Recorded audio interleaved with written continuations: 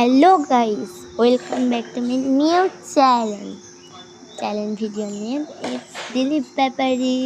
My name is Shravani Byapari. তো আজকে সকাল সকাল ঘুম থেকে উঠেই তো আমি আগে বিছানাটা গুছিয়েছি, তারপর নিজের চুলের যত্ন করে নিয়েছি। তারপরে তো এখন আমাকে ব্রাশ করতে হবে, তো ব্রাশ করে নিচ্ছি। তো ব্রাশটাকে ব্রাশ হয়ে গেছে, ব্রাশটা রেখে দিলাম। তো একটু জল খাবো এখন, কারণ সকালবেলা উঠে জল খাওয়া অনেক উপকার।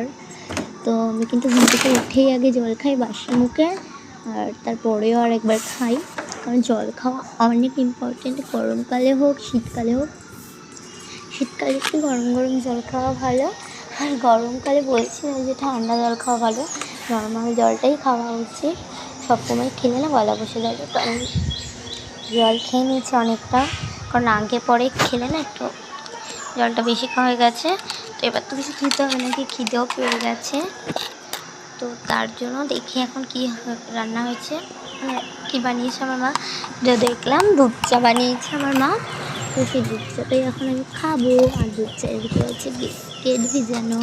তো ঝটাপট এটাকে আমি শেষ করিনি, আর এত গরম এটাকে খাওয়া যাচ্ছিলো না। অনেক কষ্ট করে ফু দিয়ে খেয়েছি, কারণ বেশিক্ষণ হয়নি আমার মা করেছে এটা। তো আমি খাই, আর তোমরাও তাড়াতাড়ি কিছু খেয়ে নাও। ভিডিওটা পোস্ট করতে একটু দেরি হয়ে গেল, দুপুর হয়ে গেল প্রায়, এখন আমি পোস্ট করছি। এত গরম খেতে পারছিলাম না, তো খেয়ে নিচ্ছি আমি। তোমরা সকালবেলা কী খাও? আমি কিন্তু সবসময় সব রকম খাই না, আমার হেলদি শেক, তাই আমি আজকে দুধ চা খাচ্ছি। প্রায় আমার খাওয়া হয়ে এসেছে।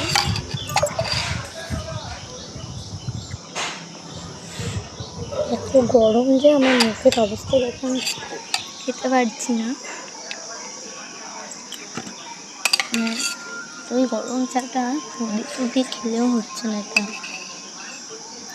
আর আমি না অতটাও খেতে পারছিলাম না, আমার পেটটা ভরে যাচ্ছে, জল খেয়েছি যেহেতু অনেকটা। তো শেষ হয়ে গেছে আমার খাওয়া। তো এবার গ্লাসটাকে আমি রান্নাঘরে রেখে আসি।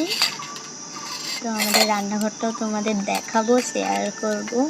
আমাদের রান্নাঘরটা কিন্তু পাখির ছবি দেওয়া, দেখো এরকম আমাদের রান্নাঘর। তো আজকে এইটুকুই ছিল, বাই। সাবস্ক্রাইব করতে কিন্তু ভুলো না, বাই।